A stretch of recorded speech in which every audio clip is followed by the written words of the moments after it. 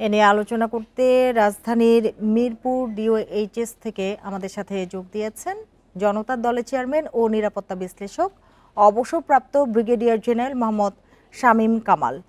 জনাব শামীম কামাল, আপনাকে স্বাগত জানাচ্ছি ইন্ডিপেন্ডেন্ট টেলিভিশনে। যেটি শুরুতেই আপনার কাছে জানতে চাই যে কার্যক্রম নিষিদ্ধ আওয়ামী লীগের কর্মসূচিকে ঘিরে যে পরিস্থিতি তৈরি হয়েছে, একে কিভাবে বিশ্লেষণ করবেন আপনি? জি, আপনাকে অসংখ্য ধন্যবাদ আমাকে সাথে নেওয়ার জন্য। মূলত দুটো কারণে আজকের পরিস্থিতি একটু উত্তপ্ত হয়েছে। এক হচ্ছে যে আগামীকাল কবে রায় ঘোষণা হবে, সেই রায় ঘোষণার ডেট আইসিটি তে আগামীকালকে হয়তোবা ঘোষণা হবে। আর দ্বিতীয় বিষয়টা হলো যেটা দৃষ্টি আকর্ষণ করেছে বড় মাত্রায়, সেটা হচ্ছে প্রেস ট্রাস্ট অফ ইন্ডিয়ার রেফারেন্স দিয়ে এনডিটিভিতে শেখ হাসিনার একটা সাক্ষাৎকার, খুবই ইনক্লুসিভ একটা সাক্ষাৎকার প্রকাশ করেছে। সো এখানে উত্তেজনাটা সেখানেই তৈরি হয়েছে। সো শেখ হাসিনার যে স্বৈরাচার শেখ হাসিনার যে সাক্ষাৎকার হয়েছে দিয়েছেন, তাতে তিনটা জিনিস তিনি স্পষ্ট বলেছেন। এক হচ্ছে তিনি চান বাংলাদেশে অংশীদারিত্বের গণতন্ত্র ফিরুক। দ্বিতীয়ত হলো যে নিষিদ্ধ সংগঠিত বা নিষিদ্ধ হিসাবে যে আওয়ামী লীগকে ব্যান করা হয়েছে এটা যেন তুলে দেওয়া হয়। এবং তৃতীয় বিষয় হচ্ছে অবাধ, নিরপেক্ষ এবং অন্তর্ভুক্তিমূলক নির্বাচন হলে তিনি দেশে ফিরতে চান। এই তিনটা তিনি শর্ত দিয়েছেন। এই তিনটা শর্ত যদি অনুকূলে যায় তবে তিনি দেশে ফিরবেন। কিন্তু এগুলি তো অত্যন্ত অত্যন্ত ঝুঁকিপূর্ণ এবং এক কিছু এর মধ্যে অবশ্যই অনেকটা স্পর্ধাজনিত বিষয় জড়িত। যে অপরাধগুলি সংঘটিত হয়েছে তার যে বিচার, এটা অবশ্যই হওয়া উচিত এবং এই জন্য আইসিটি দীর্ঘদিন ধরে প্রস্তুতি নিয়ে একটা পর্যায়ে নিয়ে আসছেন। সুতরাং এই সময়ে এই তার এই মন্তব্য এবং আগামীকালকে রায়ের দিন যে ঘোষণা হবে সেটাকে কেন্দ্র করে পরিস্থিতি কিছুটা উত্তেজনা সৃষ্টি হয়েছে বলে আমি মনে করছি। জি, জনাব শামীম কামাল থাকুন আমাদের সাথে। এই মুহূর্তে আমাদের সাথে বসুন্ধরা আবাসিক এলাকা থেকে যোগ দিয়েছেন সুপ্রিম কোর্টের সিনিয়র আইনজীবী ব্যারিস্টার ওমর ফারুক, এবং লালমাটিয়া থেকে আমাদের সাথে আছেন নির্বাচক বিশ্লেষক আকম সাইফুল ইসলাম চৌধুরী। আপনাদের দুজনকেই স্বাগত জানাচ্ছি ইন্ডিপেন্ডেন্ট টেলিভিশনে। তবে শুরুতেই চলে যেতে চাই ওমর ফারুকের কাছে। জনাব ওমর ফারুক, কাল শেখ হাসিনার মামলার রায়ের তারিখ নির্ধারণ করা হবে, এটি আদালতের স্বাভাবিক কার্যক্রম, কিন্তু আগাম ঘোষণায় আওয়ামী লীগ পরিস্থিতি ঘোলাটে করার সুযোগ পেল কিনা? না না, এটি তো স্বাভাবিক প্রক্রিয়া। এটা বাংলাদেশ সহ সারা পৃথিবীতে এইভাবেই এই প্রক্রিয়ার মাধ্যমেই রায়ের তারিখ নির্ধারিত হয়, রায় ঘোষণা হয়। আপনি যে প্রশ্ন করেছেন আওয়ামী লীগের, সেটি কি যদি আমাকে আবার রিপিট করেন? একটা প্রশ্ন করেছেন। জি, আমি যেটি জানতে চেয়েছিলাম যে এটি স্বাভাবিক কার্যক্রম, কিন্তু আগাম ঘোষণা যে এই যে দেয়া হয়েছে, যা আগামীকাল রায় ঘোষণার তারিখটি দেয়া হবে, আওয়ামী লীগ পরিস্থিতি ঘোলাটে করার সুযোগ পেল কিনা? আওয়ামী লীগ পরিস্থিতি ঘোলাটে করার সুযোগ পেলো কি পেলো না, এটা এখানে ইরেলেভেন্ট। পরিস্থিতি ঘোলাটে করতে হলে তো কোনো উপলক্ষ লাগে না। বাংলাদেশে 53 ইয়ার্সে আমরা অনেক পরিস্থিতির ঘোলাটে দেখেছি। কোনো উপলক্ষ ছাড়াই ঘোলাটে হয়েছে, উপলক্ষ ছাড়াই রাজনৈতিক কর্মী হত্যা হয়েছে, উপলক্ষ ছাড়াই রাজনৈতিক কর্মীকে জেলে দিয়েছে, হাজার হাজার মামলা হয়েছে উপলক্ষ ছাড়া। তো এটিতে আমরা অভ্যস্ত বাংলাদেশের মানুষ, এতে আমি বিচলিত না। এটিও একটা স্বাভাবিক প্রক্রিয়া বাংলাদেশের ক্ষেত্রে। কিন্তু যে পরিস্থিতি তৈরি হয়েছে, আগাম ঘোষণা না দিলে এটি এড়ানো যেত কিনা? না না না না, আগাম ঘোষণা না দিয়ে জাজমেন্ট ঘোষণা করা, এটিও আমি মনে করি ঠিক হতো না। কারণ জাজমেন্টের ডেট এইভাবে ঘোষণা দিয়ে হয়, আর সারা পৃথিবী উন্মুখ হয়ে আছে, বাংলাদেশ উন্মুখ হয়ে আছে একটা জাজমেন্ট হবে। সাবেক প্রধানমন্ত্রী আমরা ফ্যাসিস্ট বলি, শেখ হাসিনার রায়, শেখ হাসিনার সাজা হবে, এটা ভালো সংবাদ মন্দ সংবাদ। ভালো সংবাদ যে একজন ফ্যাসিস্টের বিচার হচ্ছে, মন্দ সংবাদ যে বাংলাদেশে একজন ফ্যাসিস্ট আছে, তার বিচার হচ্ছে, সারা পৃথিবী আমাদেরকে দেখছে। তো সুতরাং আমি দুই দিক থেকেই বলবো, এটি আমাদের জন্য সুখকর নয়, আবার সুখকরও বটে। তো সুতরাং এ নিয়ে উদ্বিগ্ন হবে, তবে যতটুকু উদ্বিগ্ন হওয়ার কথা আমি মনে করি মানুষ ততটুকু হচ্ছেও না, যতটুকু উদ্বেলিত হওয়ার কথা ততটুকু হচ্ছে না। সম্ভবত মানুষ জেনে গেছে এত বড় কঠিন অপরাধের শাস্তি মৃত্যুদণ্ডই হবে, এই ধরনের একটা কিছু প্রিজিউম করার কারণে সম্ভবত আমার মনে হয় উত্তেজনা একটু কমও আমার কাছে পরিলক্ষিত হচ্ছে। যাই হোক, আমি মোদ্দা কথা আপনাদের মাধ্যমে আজকে সুযোগ পেয়েছি বলছি যে বাংলাদেশে যদি এই ধরনের একটা বিচার হয়, তাহলে আমাদের রুল অফ লটা একটু ভালো যাবে। আর ভবিষ্যতে যদি কেউ ফ্যাসিস্ট হতে চায়, সেও মাথার ভিতর এটি থাকবে যে তারও একদিন বিচার হবে, সেও ছাড় পাবে না। বর্তমানেও যারা ফ্যাসিজম বা ফ্যাসিস্ট হওয়ার মনোবাসনা নিয়ে বিভিন্নখানে ছুটে বেড়াচ্ছেন, তাদের জন্য একটা লেসন হবে। অর্থাৎ বিচারটা ভালোভাবে হবে, বিচারটা ক্যাপিটাল পানিশমেন্ট মাধ্যমে হবে, এবং বিচারে অন্যান্য যারা জড়িত আছে, টেলিফোনিক কনভারসেশন বলেন, সরাসরি সম্পৃক্ত থেকে বলেন, টাকা পয়সা দিয়ে বলেন, তাদেরকেও সম্পৃক্ত করে একটা কনক্লুসিভ বিচার হবে, কালেকটিভ বিচার হবে এবং মানুষকে স্বস্তি দেওয়া হবে, শান্তি দেওয়া হবে। ভবিষ্যৎ প্রজন্ম যাতে আমাদের এই দেশে উদাহরণ হয়ে তারা ভবিষ্যতে যাতে গর্ব করে বলতে পারে ফ্যাসিজম হলেও তার বিচার হয়েছে, মূলোৎপাটন হয়েছে, সেটি আমার প্রত্যাশা একজন আইনজীবী। জনাব ওমর ফারুক থাকুন আমাদের সাথে। এবার চলে যেতে চাই জনাব সাইফুল ইসলাম চৌধুরীর কাছে। জনাব সাইফুল ইসলাম চৌধুরী, কর্মসূচি ঘোষণা করে কার্যক্রম নিষিদ্ধ আওয়ামী লীগ কি রাজনীতিতে ফেরার সুযোগ পাবে কি? সুযোগ পাক বা না পাক, চেষ্টা তো করবে। কারণ আওয়ামী লীগ একটা পুরনো রাজনৈতিক দল, সেটা নিষিদ্ধ হলে পারেও তারা চেষ্টা করবে এই সুযোগটা নেয়ার, এবং তারাও সবসময় একটা করে সুযোগ খুঁজতে থাকবে। তারা একটা সুযোগ পেয়ে গেছে যে আগামীকালকে দিনটাকে কেন্দ্র করে মাঠে নামবার জন্য একটা সুযোগ পেয়েছে। সেটা তারা সফল হবে কি হবে না সেটা পরের কথা, কিন্তু তারা তো চেষ্টা তাদের মতন করে করবে, এটা তো স্বাভাবিক। জি, জনাব সাইফুল ইসলাম চৌধুরী থাকুন আমাদের সাথে। আবারও আসবো আপনার কাছে। আবারও চলে যেতে চাই জনাব শামীম কামালের কাছে। জনাব শামীম কামাল, আগুন সন্ত্রাসের বিরুদ্ধে আইন শৃঙ্খলা বাহিনীর পদক্ষেপ যথাযথ মনে করেন কিনা আপনি? যে আমি শুধু আগুন সন্ত্রাসের কথা বলছি না, মানে দেখুন, যেহেতু সেনা বা সশস্ত্র বাহিনী ম্যাজিস্ট্রেসি পাওয়ার নিয়ে মাঠে রয়েছে, দীর্ঘদিন ধরে একটার পর একটা যে ঘটনা, যে বিভিন্ন ধরনের আন্দোলন, এবং এর মধ্যে আমরা এই জাস্ট গত সপ্তাহে দেখতে পেলাম যে দীর্ঘদিন পরে বাসে আগুন দেওয়ার মতো এই আগুন সন্ত্রাসের ঘটনাগুলো ঘটছে।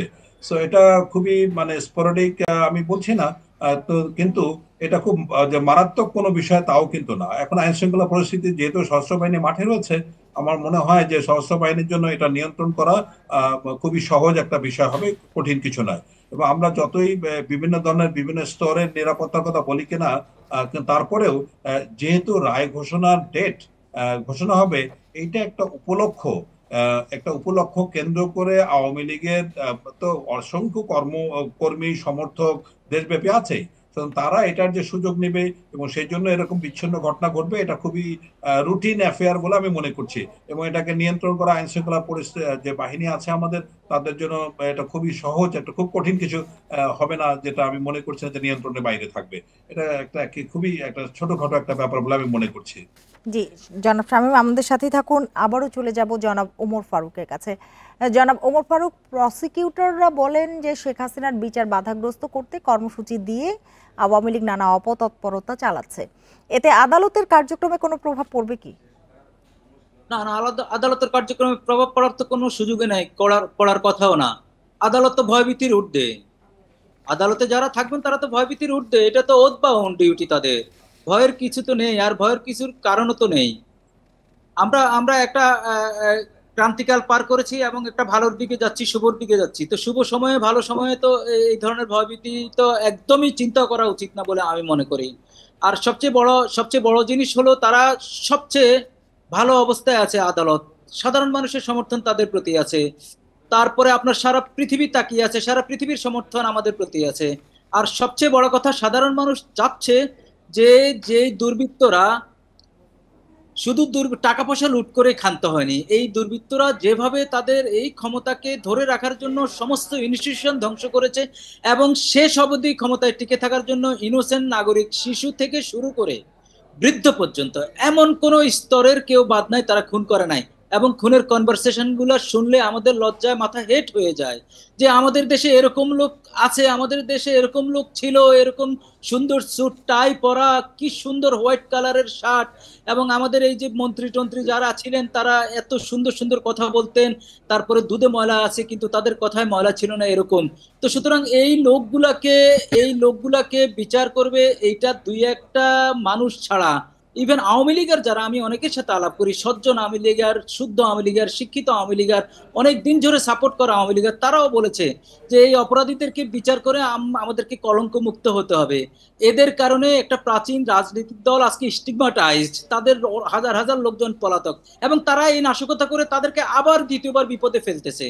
এবং সাধারণ আওয়ামী লীগের তাও বলতেছে যে এখন টাকা পয়সা দিয়ে যে বিচ্ছিন্ন ঘটনাগুলো ঘটাচ্ছে, আমরা এতদিন যা ঠিক আছে পালিয়ে টালিয়ে ছিলাম, এখন একটু বের হতে পারছি, বাজারে যেতে পারছি, আত্মীয় স্বজনের বাড়ি যেতে পারছি, সেটিও তারা এখন বন্ধ করে দিচ্ছে। অর্থাৎ কেওয়াস সৃষ্টি করার জন্য যে দুই একজন এখন মাঠে আছে, আইন শৃঙ্খলা বাহিনী এবং আর্মি, যে কথা আমার আগের বক্তা বলেছেন, ম্যাজিস্ট্রেসি পাওয়ার নিয়ে আছে, এটি কন্ট্রোল করা খুব বেশি একটা বিষয় হবে না, কঠিন বিষয় হবে না। আমি মনে করি এটা অতি দ্রুত এটাকে সিরিয়াস নিতে হবে আইন শৃঙ্খলা বাহিনী। আমি সিটিজেন হিসাবে হয়তো মনে করি যে এই ধরনের ঘটনা বাংলাদেশে ঘটেই যাচ্ছে, সুতরাং এটা একটা স্বাভাবিক ঘটনা, কিন্তু ওনাদের কাছে এটা সিরিয়াস নিতে হবে, শুরুতে এটা দমন করতে হবে। আর আমি মনে করি যে এই একটা কালকে একটা রায়ের দিন ঘোষণার মাধ্যমে সহসাই রায়ের দিন ঘোষণা করবে, প্রলম্বিত করা যাবে না। প্রলম্বিত করলে অনেক ঢালপালা বৃদ্ধি পাবে। সুতরাং অতি শীঘ্রই একটা রায় দিন ঘোষণা করে ওই দিন একটা রায়ের দানের মাধ্যমে জনমনের স্বস্তি ফিরে আসবে, জি, আস্থা ফিরে জনাব আসবে। ওমর ফারুক থাকুন আমাদের সাথে। আবারও যাব জনাব সাইফুল ইসলাম চৌধুরীর কাছে। জনাব সাইফুল ইসলাম চৌধুরী, বিশ্লেষকেরা বলছেন যে আগুন সন্ত্রাস করে ফিরতে পারবে না আওয়ামী লীগ, আপনি কি বলবেন? এরা তো এত সহজ না। তারা এখন যেভাবে দেশের যে পরিস্থিতি এখন এবং আওয়ামী লীগ যেভাবে নির্বাসিত হয়েছে, তাতে এই টুকটাক সন্ত্রাস করে তো ফিরে আসার কোনো সুযোগ তাদের নেই এবং সম্ভাবনাও নেই। তবে তারা এটা করছে যে তাদের অস্তিত্বটা বজায় রাখার জন্য, লোকজনকে জানানোর জন্য তারা এটা করছে, এটা তারা করতেছে। কিন্তু তাই বলে যে ফিরে আসবে এটা মনে করার কোনো কারণ নেই। জি, জনাব সাইফুল ইসলাম চৌধুরী আমাদের সাথে থাকুন। আবারও চলে যাব জনাব শামীম কামালের কাছে। জনাব শামীম কামাল, যেটি জানতে চাই আপনার কাছে যে দৃশ্যমান আওয়ামী লীগের চেয়ে কার্যক্রম নিষিদ্ধ অদৃশ্য আওয়ামী লীগকে বেশি হুমকি বলে মনে করেন কি? আমি ঠিক তেমনটা মনে করছি না, কিন্তু আওয়ামী লীগের মতো একটি বড় রাজনৈতিক দলকে নির্বাহী আদেশে ব্যান করাটা, মানে বাধা দেয়া বা তাদেরকে নিষিদ্ধ করাটা, এটা মানে কতটা যৌক্তিক হচ্ছে সেটা ব্যাপারে আমি অনেক আগেই বলেছি। আর যাই হোক কেন, এটা কোনো যথাযথ ব্যবস্থা নয়। এখন বুঝতে হবে যে আওয়ামী লীগের একটা বিশাল জনসমর্থন আছে। এখন এটা যদি আমি ধরি, মোট যে জনগোষ্ঠী তার 1/3 বা 1/4 হয়, এটা তো অনেক অনেক বড় একটা জনগোষ্ঠী। তাদের সমর্থন আছে, কর্মী আছে, এমনকি প্রশাসনের ভিতরে বাহিরে এখনো পর্যন্ত আওয়ামী লীগের বা সেই সেই সময়ের লোকজন আছে। সুতরাং তাদের স্ট্রাকচারটা কিন্তু অনেক স্ট্রং।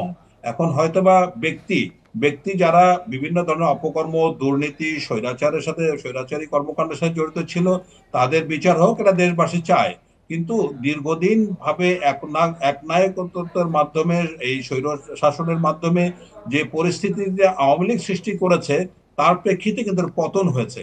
এখন মোট কথা হচ্ছে, আপনি দেখুন, মোটা দাগে মানুষ কখন আন্দোলন, অভ্যুত্থান বা বিক্ষোভ করে, এবং এটা করার কেন করে? যাতে সে পূর্বের অবস্থান থেকে ভালো অবস্থানে যেতে পারে। কিন্তু আমরা দেখতে পেলাম গত 14-15 মাসে পরিস্থিতির কিন্তু কোনো উন্নতি হয় নাই। এখন সাধারণ মানুষ মোটা দাগে বলতে অনেকে বলছেন যে আগেই তো ভালো ছিলাম। যদি এই যারা আজকে অন্তর্বর্তীকালীন সরকার সহ এই বিপ্লবের বা অভ্যুত্থানের যারা স্টেক হোল্ডার, তারা যদি বিপ্লবের আদর্শকে ধারণ করত এবং এবং বিপ্লবের সঠিক পথে পরিচালিত হতো, তাহলে কিন্তু আজকে এই প্রশ্ন আসতো না। আপনি চিন্তা করে দেখুন যে স্বাধীনতার পরে সবচেয়ে বড় চাঁদাবাজি এবার হয়েছে, এমন কোন সেক্টর নাই। শিক্ষা খাতে কি হচ্ছে? গত 17 বছরে সবচেয়ে ভালো খারাপ ফলাফল হয়েছে। তাহলে শিক্ষা খাতে অবনতি হয়েছে, আইন শৃঙ্খলা পরিস্থিতি খারাপ হয়েছে, দ্রব্যমূল্যের দাম বেড়েছে, তারপরে সাধারণ মানুষ নিরাপদে ঘরে ঘুমাতে পারছে না। সবকিছু মিলে চাঁদাবাজি, মিথ্যা মামলা, অসংখ্য মিথ্যা মামলা, তো সবকিছু মিলে যদি আমরা মোটা দাগে বলতে পারি যে বিপ্লবের আগে, যে অভ্যুত্থানের আগে যে বাংলাদেশ ছিল, তার থেকে কিন্তু বাংলাদেশ খারাপের দিকে গেছে। এবং মোট কথা এখন আমরা একটা সিদ্ধান্তে এসছি বা একটা কনক্লুশনে আসছি যে আমরা আসলে আবার সেই পুরোনো বন্দোবস্তেই ফিরছি। তাহলে আওয়ামী লীগের মতো একটা বড় সংগঠনকে নির্বাহী আদেশে বাইরে রেখে আমার মনে হয় স্বস্তি থাকার কোনো সুযোগ থাকবে না। এটা কিন্তু অলরেডি শেখ হাসিনা ঘোষণা করেছেন, নির্বাচন বর্জনের কথা না বললেও তিনি ইঙ্গিত দিয়েছেন। এখন আওয়ামী লীগের মতো বড় দল যদি নির্বাচনে অংশগ্রহণ না জনাব করে, শামীম কামাল আমাদের সাথেই থাকুন। আবারও চলে যাব জনাব ওমর ফারুকের কাছে। জনাব ওমর ফারুক, কার্যক্রম নিষিদ্ধ দল হয়েও আওয়ামী লীগ যদি মাঠে থাকে, তাহলে এই যে নিষেধাজ্ঞার কার্যকারিতা, সেটি নিয়ে প্রশ্ন ওঠে কিনা? কার্যক্রম নিষিদ্ধ থাকা অবস্থায় কার্যক্রম পরিচালনা করলে ফৌজদারি অপরাধ হবে, এটা তো আইনে বলেই দেওয়া আছে। যেটি আমার আগের বক্তা বলেছেন, উনি সুন্দর একটা বিশ্লেষণ দিয়েছেন, সবকিছুই ঠিক। যে একটি বড় রাজনৈতিক দল, সে তার রাজনৈতিক দলের কিছু সংখ্যক লোকের অপরাধ হয়েছে, এটি হয়তো 20%ও না, 80% লোক অপরাধের সাথে সরাসরি সম্পৃক্ত না। এবং এই লোকগুলো বাংলাদেশেরই সিটিজেন। তো সুতরাং ওদেরকে নানাভাবে অ্যাকোমোডেট করা বা এই সরকার তাদের ব্যাপারে অন্যভাবে চিন্তা করা, রাজনৈতিকভাবে মোকাবেলা করা, সেটির একটা বিষয় নিয়ে আলোচনা হতে পারে, ডিবেট হতে পারে। আমি সেদিকে যাব না। আমি মনে করি এই ছোট্ট চিন্তায় ইভেন তাদের কার্যক্রম নিষিদ্ধ করে 14-15 মাসে তাদেরকে রক্ষাও করেছে। আমি মনে করি এইভাবে যদি কার্যক্রম নিষিদ্ধ না করতো, যদি তারা মাঠে থাকতো, তাহলে এই রাজনৈতিক দ্বন্দ্বটা কঠিন একটা দ্বন্দ্ব হতো, ব্লাডশেড হতো, আরো ভয়াবহ আকার ধারণ করতো, এনমিটি বাড়তো অনেক। বর্তমানে তাদের নিষিদ্ধ থাকার কারণে এই নিষিদ্ধ ফল খাওয়ার জন্য আজকে বিভিন্ন রাজনৈতিক দল বিভিন্নভাবে কথাবার্তা বলছে, তাদের ভোট নেওয়ার জন্য বিভিন্ন বন্দোবস্তে যাচ্ছে, বিভিন্ন টোপ ফেলতেছে, বিভিন্ন লোভ দেখাচ্ছে, বিভিন্ন বক্তৃতা দিচ্ছে। এতে কিন্তু তাদের একটা স্পেস তৈরি হচ্ছে। আর যদি এখন যদি ধরেন তাদের যদি এই ব্যানটা যদি এখন উঠিয়ে দেওয়া হয়, আমি মনে করি তারা তো এখন আমাদের রাজনৈতিক দল যারা যারা মাঠে এখন দাবড়ে বেড়াচ্ছে তাদের সাথে এরা একদমই মিশে যাবে। আর এখন বাংলাদেশে তো একটা ট্রেডিশন আছে, যখন যে গর্তে পড়ে সে তো গর্তেই পড়ে যায়, যার ভালো অবস্থা তার দিকে সবাই ঝুঁকে পড়ে। আমি রাস্তাঘাটে হাঁটে ঘাটে মাঠে হাঁটলে তো মনে হয় এখন সবাই এদের বিএনপি হয়েছে, নইলে জামাত হয়েছে, নইলে এনসিপি হয়েছে, নইলে জি, অন্যান্য জনাব দল। ওমর ফারুক সাথে থাকুন, ছোট্ট করে একটু যাব জনাব সাইফুল ইসলামের কাছে। খুবই ছোট্ট করে আপনার কাছে জানতে চাই যে আওয়ামী লীগের এই যে নানান কর্মসূচি নির্বাচনে কোনো প্রভাব পড়বে বলে মনে করেন? নির্বাচনে প্রভাব দেখেন, আমাদের 60-70% ভোট হলে পারেই কিন্তু ভালো ভোট হয়ে যায়। এখন যদি ধরে নেই যে আওয়ামী লীগের ভোটার আছে হচ্ছে আপনার কম বেশি 30%, সেটা যদি বাদ দেন, বাদ দিলে কম বেশি 70% ভোট পড়বে। এবং যদি মোটামুটি 60-এর উপরে ভোট পড়ে, তাহলে ধরে নেওয়া যাবে যে আমাদের একটা ভালো ভোট হয়েছে অতীত ইতিহাসগুলো থেকে। সে কারণে ওইভাবে ভোটের উপর প্রভাব পড়বে না। তবে জি যে জিনিসটা ঘটবে সেটা হচ্ছে একটা বড় রাজনৈতিক দলকে রেখে দিয়ে, বাহিরে রেখে দিয়ে নির্বাচন করতে গেলে সেই নির্বাচন বহির্বিশ্বে কতটা গ্রহণযোগ্য হবে সেটা হচ্ছে অন্য প্রশ্ন। তারা কত শতাংশ ভোট তাদের জি, আছে না আছে বুঝতে সেটা পেরেছি। আমাদের হাতে একেবারেই সময় নেই। জনাব সাইফুল ইসলাম চৌধুরী, জনাব ওমর ফারুক এবং জনাব শামীম কামাল, আপনাদের তিনজনকে অনেক ধন্যবাদ আমাদের সাথে যোগ দেবার জন্য, আমাদের সময় দেবার জন্য। চলে আসছি পরের খবরটিতে।